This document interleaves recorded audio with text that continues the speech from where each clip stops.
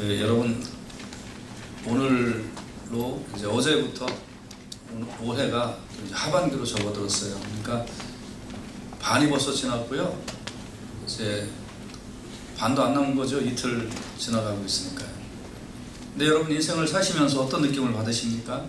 참 삶은 쉽고 즐겁고 삶은 아주 너무너무 행복하다. 그런 분 별로 안 계시죠? 삶은 어때요? 옛날에 이런 유행어가 있었어요. 인생은 괴로운겨 뭐 이런 유행어가 있었는데 삶은 어렵죠. 근데 이제 대부분의 사람들은 이 삶이 쉬워야 된다, 또 삶이 즐거워야 된다고, 행복해야 된다고, 당연히 그렇게 해야 된다고 생각을 하는 거예요. 당연히 내 인생은 행복해야 되고, 내 인생은 성공해야 되고, 내 인생은 잘 돼야 된다고 생각을 합니다. 그러면서 이제 이렇게 돌아보면서 최소한 나는 그렇게 돼야 된다. 왜? 나는 쟤보다 공부를 잘했고, 나는 쟤보다 나쁘지 않고, 나는 쟤보다 교회도 열심히 다니고, 나는 쟤보다 나쁜 짓도 안 했고, 나는 쟤보다 양심이 바르고, 그러니까 최소한 나는, 다른 사람은 몰라도 나는 더 행복해야 되고, 나는 좀 일일마다 잘 돼야 되고, 나는 건강해야 되고, 이렇게 해야 된다 라고 스스로 생각을 하고 있단 말입니다. 모든 사람들이. 여러분 안 그러세요? 여러분도 다 그래요. 여러분 스스로 다 그렇게 생각하고 있어요. 그러면서 어려운 일이 이렇게 오면 왜 나한테 어려운 일이 오지? 내가 뭔 잘못을 했길래? 그래서 하나님 앞에 대판 따져요. 이제.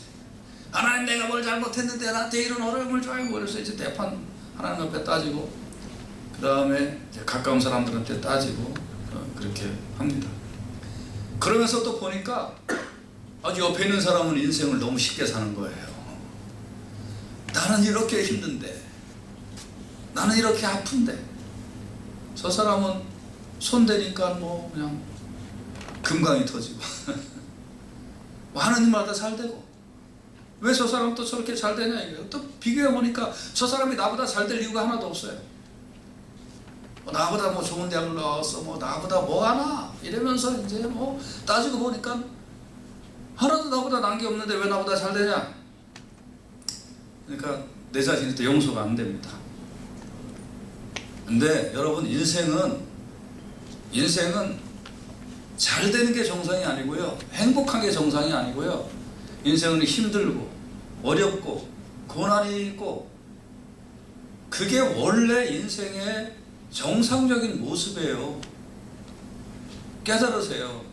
이만한 것도 하나님의 은혜다라는 걸 깨달아야지, 나는 이만큼 돼야 될 사람인데 왜 요만큼밖에 안 됐습니까 하고 하나님 앞에 원망하는 거, 그거 아니에요. 인생은 원래 인생은 그것만도 못한 거였단 말이에요. 창세기 3장 18절에서 19절에 보면 땅이 나에게 가시덤불과 엉겅퀴를 키를 낼 것이다. 너의 먹을 것은 밭의 채소인즉 네가 얼굴에 땀을 흘려야 식물을 먹고 필경은 흙으로 돌아가리. 우리가 죄 지은 이 에덴에서 추방된 이후로 모든 사람은 사실은 우리보다 더 심한 고통을 겪으며 인생을 살 수밖에 없게 되었다. 그것도 하나님의 은혜였어요. 당장 죽어야 되는 건데. 그래서 인생은 힘든 건데 하나님의 은혜로 내가 이 정도가 됐구나, 그렇게 깨닫고 사시기를 주님의 귀하신 이름으로 부탁을 드립니다. 여러분, 그래서 해석만 잘해도 인생은 행복한 거예요.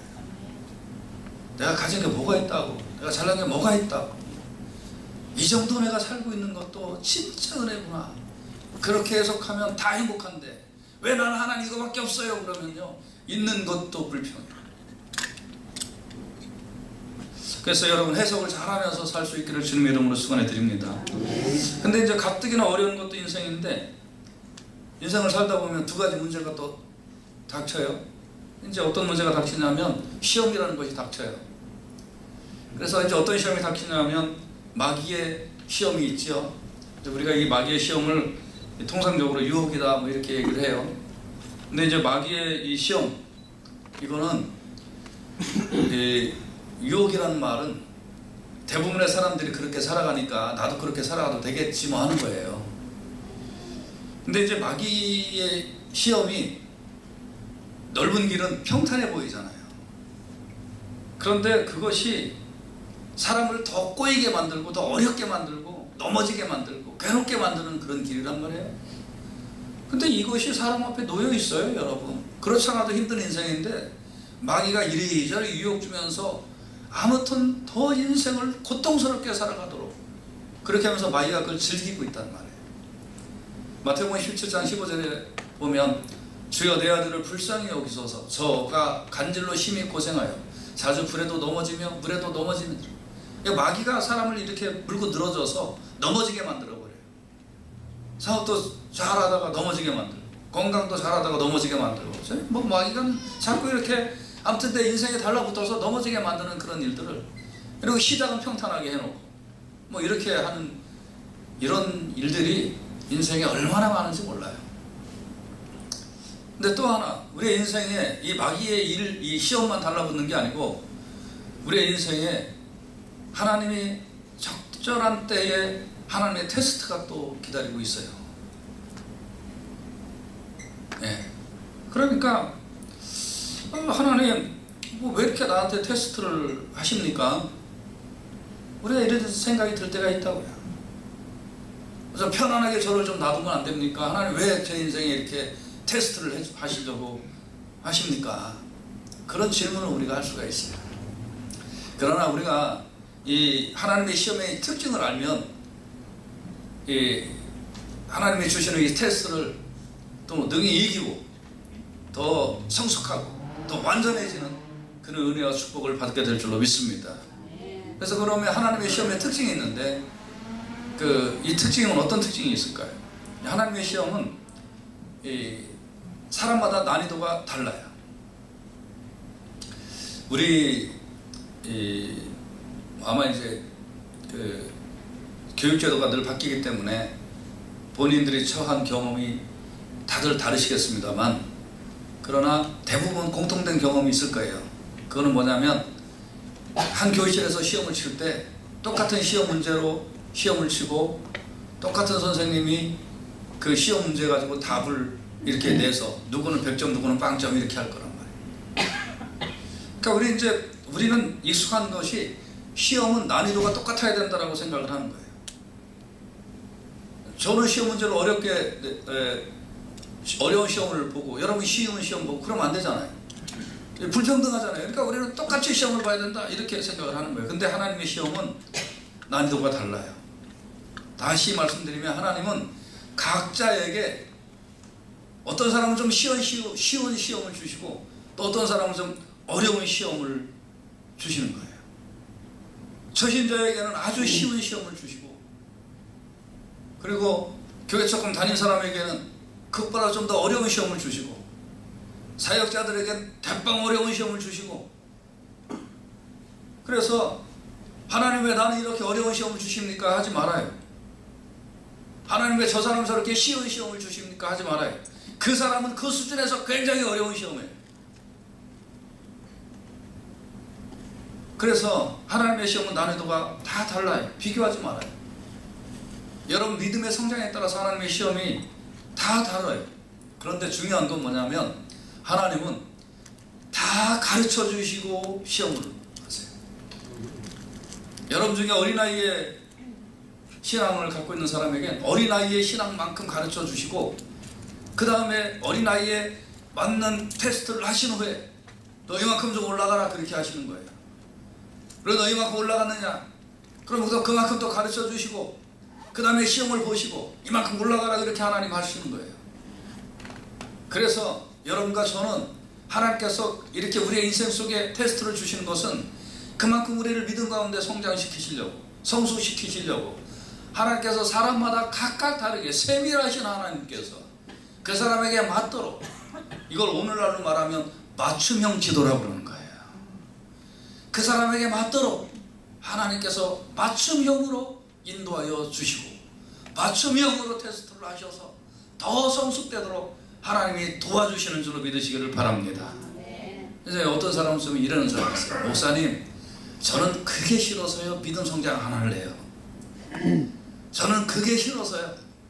저는 그냥 예배나 드리고 그냥 말 테니까 더 이상 저에게 요구하지 마세요. 그런 사람이 있어요.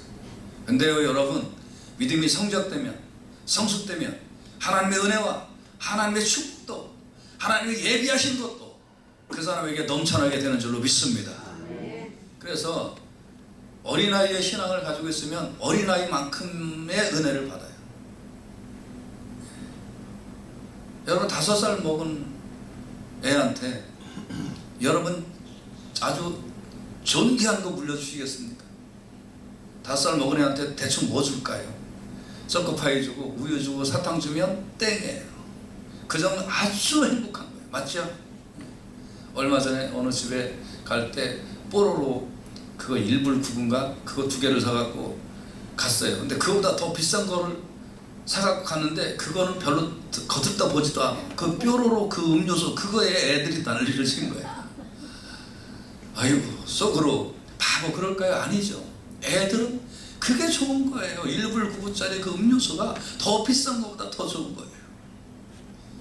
여러분이 저한테 뭐 주실 때 뽀로로 그 1불 9분 주시면 목사님 이거 드세요. 그러면 고맙긴 하죠. 당연히 고마운데 제가 그렇게 난리를 칠까요? 절대 안 하죠. 네. 저한테 주려면 좀 더 좋은 거 줘야죠. 여러분 성숙되면 더 좋은 걸 받습니다. 어린아이는 어린아이에게 좋은 걸 주는 거예요. 성숙된 사람은 성숙된 사람에게 더 좋은 걸 주는 거예요. 자, 하나님은 가르쳐 주시고 가르쳐 주셔서 우리의 믿음이 성숙대로 인도하여 주신다 이 말이에요. 그 과정이 좀 내가 겪기에 좀 힘든다 해도 힘든 게 아니에요. 그만큼 은혜를 베풀어 주시는 하나님의 축복의 통로인 줄로 믿으시기를 바랍니다. 그래서 히브리서 5장 13절에 보면 대저 젖을 먹는 자마다 어린아이니 의의 말씀을 경험하지 못한 자예요. 잔먹이의 신앙은 별로 시험거리도 없겠죠. 별로 하나님 테스트할 것도 없겠죠. 이제 성숙되고 성숙돼서 그래서 하나님의 축복을, 하나님의 통로를 경험하여야 될 줄로 믿습니다. 하나님의 시험에는 또 특징이 있는데 그것은 뭐냐면 그 시험을 통해서 하나님께서 하나님을 알려주시기 원하는 거예요. 하나님이 어떤 분이신지 경험하려면 하나님의 테스트의 현장으로 들어와야 되는 거예요. 여러분 성경에 이런 표현이 있잖아요. 하나님은 나의 요새시여, 그런 표현이 있잖아요. 맞죠? 그럼 하나님이 나의 요새임을 경험하려면 그거 어디서 하나님이 나의 요새임을 경험할까요? 어디서? 저 푸른 초원 위에 그림 같은 집을 짓고 그 위에 살면서 하나님은 나의 요새임을 경험할 수 있을까요? 어디서요? 화살이 빗발치는 전쟁터에서, 전쟁터에 그 척박 환경에 몰려 들어갔을 때에 하나님은 나의 요새이십니다 라고 하나님의 돌보심을 경험할 수 있지 않을까요?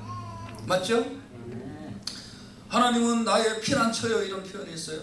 그러니까 하나님이 나의 피난처라면 어디서 여호와는 나의 피난처임을 여러분이 경험하시겠어요? 예? 위험이 도사리고 있는 곳에서 피난처를 경험할 수 있지 않겠어요? 오 하나님 나의 피난처이십니다 라는 그 절박한 그 고백은 소파에 앉아서 TV 보면서 하는 그런 고백이 아니란 말입니다. 여러분 여호와는 나의 분복이십니다, 그걸 경험하려면 한 10억 불 정도 되는 그런 재산, 뭐 그런 사람이 100만 불짜리 차 타고 다니면서 물론 고백할 수도 있겠죠. 그러나 물질의 고난이 쪼들려서 오후 3시까지 이걸 막지 못하면 내 회사가 부도가 나는 그런 상황에 그날 저녁에 잠을 자지 못하면서 하나님 나의 분복이시오니 하나님께서 채워주시옵소서라는 간절한 기도 속에 여호와가 나의 분복이심을 경험하지 않을까요? 하나님 아버지십니다라는 고백은 고와 같이 버려진 느낌 속에, 고아처럼 그 속에 하나님 나의 아버지십니다 이런 고백이 나오지 않을까요? 지금은 좀 익숙해져 있습니다만 이 명절이나 이런 데 되면 왜 모든 일가 친척 부모님은 다 한국에 있는데 왜 나만 여기 있지? 그 이유가 뭘까? 버려진 느낌. 그 속에 하나님이 나의 아버지이심을 더 느끼게 되는 거 아니에요? 맞죠? 여러분 이런 경험들이 하나님을 어떤 분인지를 알게 되는 거란 말입니다. 경험하지 않은 건 절대 몰라요. 그래서 우리 인생 속에 하나님 때로는 전쟁터 같은 곳으로 몰아나가시고 때로는 하나님이 위협이 있는 곳에 물질적 고난 속에 고아의 느낌을 받는 외로운 곳으로 하나님이 우리를 몰아나가시면서 얘야 걱정하지 마라. 내가 너와 함께 있지 않냐. 너의 분복인 내가 있지 않느냐. 너의 요새인 내가 있지 않느냐.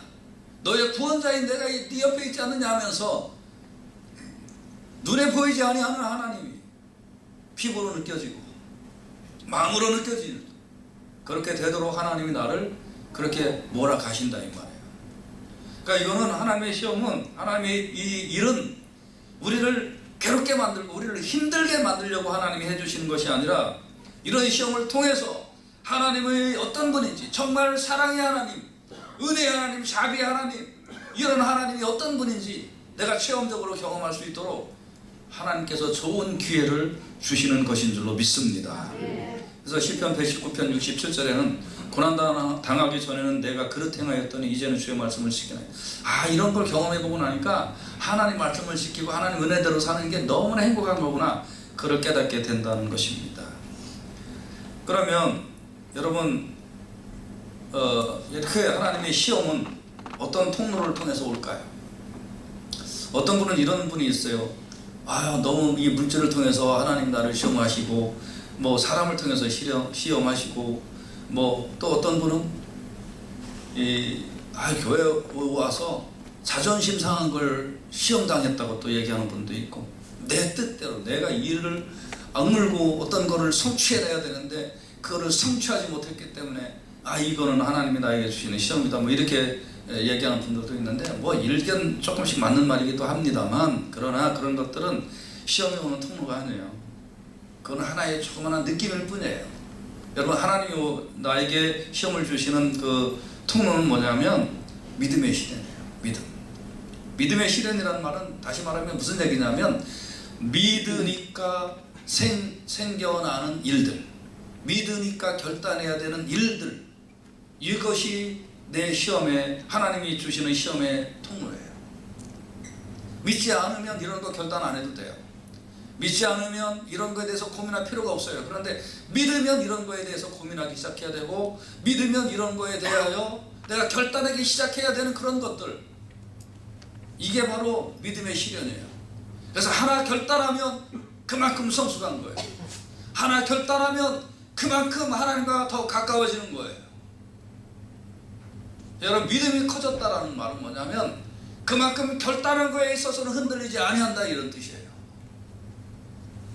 여러분 결단한 거에 대해서는 흔들리지 아니하기를 주님의 귀하신 이름으로 축원해 드립니다. 여러분 믿지 않으면 그런 문제에 대해서 결단할 이유도 없어요. 근데 믿고 나니까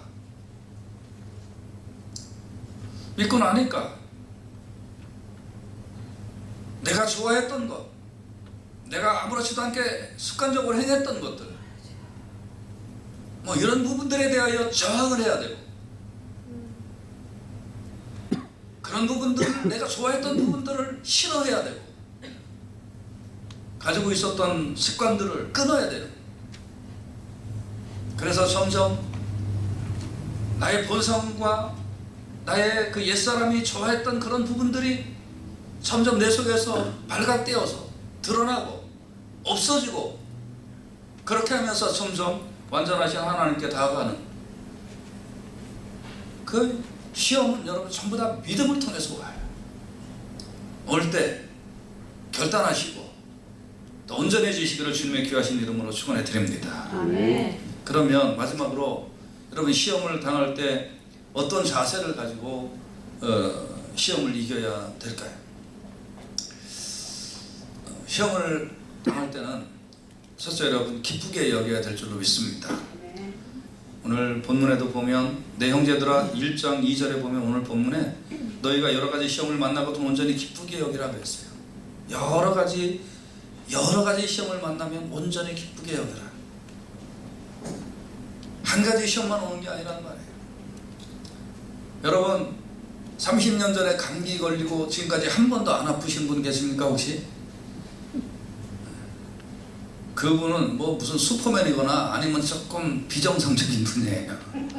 진짜 비정상이에요. 그걸 정상적인 인간이라고 볼 수가 없어 도대체. 감기도 걸리고 발도 부러져 보고 걸어가다가 넘어져서 손도 아프시고 아이고 다 나셨어요. 그래서 두통도 생기고 어깨도 아프고 그게 정상이란 말입니다. 그게 정상적인 사람이에요. 여러분이 믿음의 길을 걸어갈 때에 그냥 한 가지 뭐 저 손톱 밑에 가시 하나 들은 거 정도의 그 시험, 요것만 시험이야 라는 그런 시험 없습니다. 여러 가지가 있습니다. 여러 가지가. 그때 여러분 온전히 기쁘게 여기시기를 주님의 이름으로 축원해 드립니다. 그럼 왜 기쁘게 여겨야 될까요? 내가 큰 시험이 오면 그만큼 성장되었기 때문에 큰 시험이 오는 줄로 믿습니다.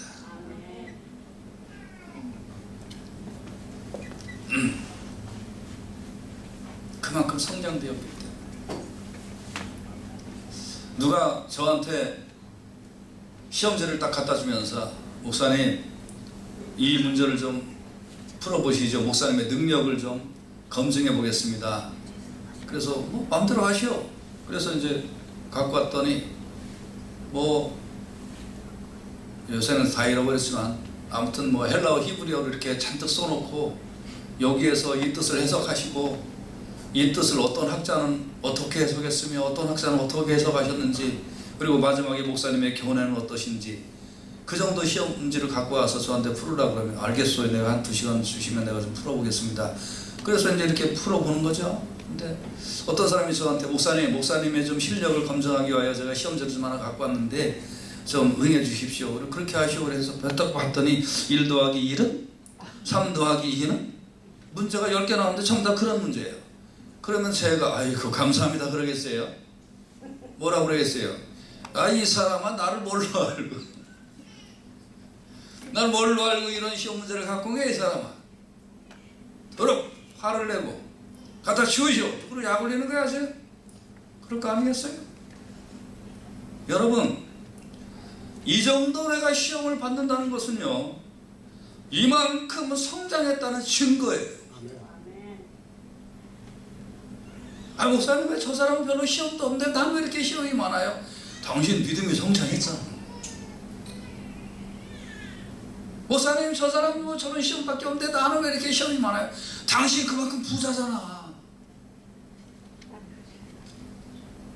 당신 그만큼 잘났잖아. 하나님 보시기에 감당할 만하게 성장했잖아. 여러분 그래서 시험 만나면 기뻐요. 아유 하나님이 나를 아시고 이 정도 주시는구나. 기뻐해야 될 줄로 믿습니다.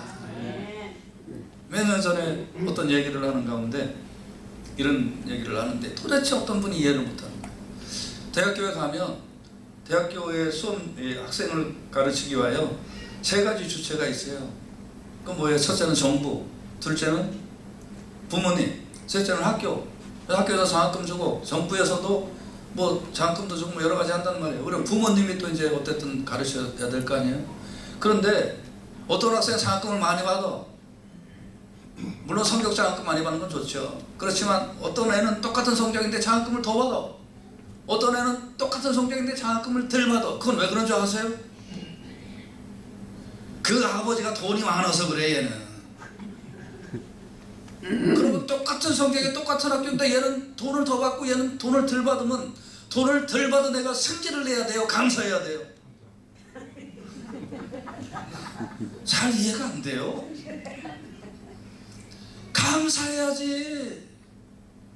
얼마나 돈이 없으면 돈을 대줘가면서 공부하라고 그랬어. 얘는 이 아버지가 얼마나 돈이 많으면 넌 장학금 안 줘도 충분하지. 그만 네 돈 갖고 공부해라. 이건 할렐루야 하면서 그날저날 감사한거 팍팍 바쳐야 돼요.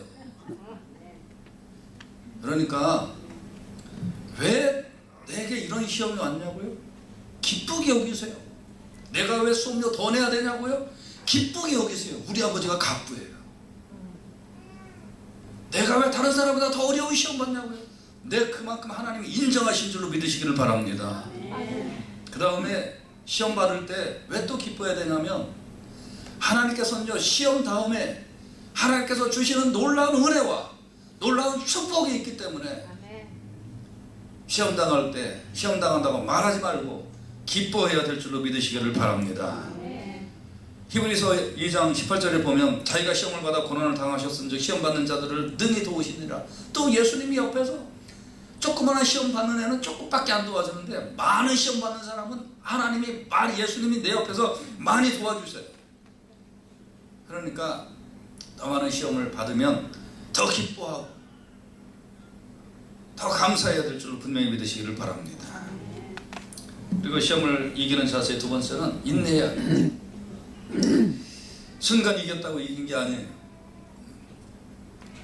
제가 고등학교 다닐 때 그때는 이제 그 야구가 굉장히 유행했어요. 고교 야구가. 그래서 뭐 봉황기 쟁탈 뭐 이런 거 뭐 여러 가지 많이 썼는데 아무튼 이제 그때 이제 그 지금 동대문 운동장이죠. 서울운동장에서 이제 그 야구를 이렇게 하는데 텔레비가 없으니까 이제 그 저 라디오로 듣잖아요. 그러면 이제 어떤 그 이제 9회 말 뭐 다 잃어버렸는데 투아웃 뭐 이렇게 하고 이제 마지막 맞아. 거기에 이제 어느 팀이 5대 뭐 2로 이제 지고 있는데 근데 이제 그때 뭐 딱 쳤는데 안타 그 소리가 마지막 그 딱 쳤는데 이제 이게 뭐 아니 뭐 홈런 그러면 그 아나운서가 이제 자기가 기뻐하듯이 막 그냥 기뻐하는 거예요. 그러면서 홈런입니다. 그래서 그러면 이제 그 장면을 이렇게 생각하면서 라디오를 들은 게 있어요. 여러분 이 9회 말 투아웃까지 끝난 게 아닌 겁니다. 금방 바뀔 수 있는 거예요. 여러분 하나님 내가 몇 가지 시험을 참고 했는데 얼마나 더 참아야 됩니까? 뭘 얼마나 더 참아요? 은혜를 받을 때까지. 뭘 얼마를 더 참아요? 응답을 받을 때까지. 뭘 얼마나 더 참아요? 축복을 받을 때까지. 그때까지 인내하다 보면 인내를 온전히 이루라. 이는 너희로 온전하고 구비하여 조금도 부족함이 없게 하려 함이라. 여기서 말씀에 이제 결론이 나오는데요. 그럼 지금까지 그렇지 않아도 힘든 인생인데 하나님이 나에게 나타나셔서 사사건건 간섭하시고 믿음의 길을 걸어갈 때 결단하게 하시고 그거를 볼 때는 더 힘든 것 같으지만 쉬는 시간에 쉬지도 못하고 내 인생이 그렇지 않아도 힘든 인생인데 왜 하나님 나를 더 힘들게 걸어가게 만드십니까? 라고 생각할지 모르지만 그렇지 아니하고 오늘 본문에 보니까 인내해서 네가 이런 것들을 잘 감당을 해라. 그렇게 하면 네가 온전하고 구비하여 조금도 부족함이 없게 해주려고 내가 너에게 이런 거를 허락했다라는 하나님의 깊은 뜻을 우리는 발견해야 될 줄로 믿습니다. 그래서 쉽게 인생을 살면 믿음의 길도 쉽게 가면 그것밖에 안 돼요. 근데 어차피 한 번밖에 없는 인생 그리스도와 하나님의 복음을 위하여 결단하고 하나님 앞에 충성된 일꾼으로 살아가리라고 하나님 앞에 나아가면 그것이 힘들고 어려운 것 같지만 하나님께서 조금도 부족함이 없는 나를 만들어 주시려고 하나님께서 은혜를 베풀어 주실 줄로 믿습니다. 그래서 야고보서 1장 12절에 이런 말씀이 있어요. 우리 말씀을 같이 한번 큰 소리로 같이 한번 말씀을 받으십시다. 야고보서 1장 12절 시작. 시험을 참는 자는 복이 있도다. 이것에 옳다 인정함을 받으면 주께서 자기를 사랑하는 자들에게 약속하신 생명의 면류관을 얻을 것임이니라. 아멘. 이것에 옳다 인정함을 받으면 너 잘했다. 너 잘했다. 정말 잘했다, 옳다 인정함을 받은 후에 주께서 자기를 사랑하는, 야 네가 그렇게 하는 걸 보니까 나를 사랑하는 줄 내가 알겠다. 너 말로만 나 사랑하는 자는 아니구나. 행함과 진실함으로 나를 사랑하는 자구나. 하나님께서 인정하는 자에게 약속하시는 생명의 면류관을 주실 줄로 믿습니다. 여러분 이제 하반기인데 또 믿음의 길을 잘 가시고 또 믿음을 통하여 결단해야 될 일들 잘 결단하시고,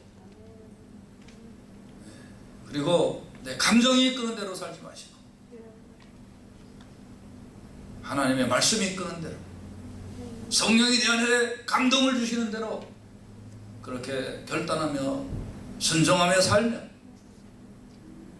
그것이 조금 더 내가 움직여야 되고 조금 더 손해보는 것 같고 조금 더 내 인생이 마이너스 되는 것 같지만 결단코 그것이 아니고 온전해지는 것이며 하나님의 상을 받는 귀한 축복의 통로라는 걸 아시고, 그리고 또 올해 하반기도 믿음의 힘찬 길을 걸어가실 수 있기를 주님의 귀하신 이름으로 축원해 드립니다.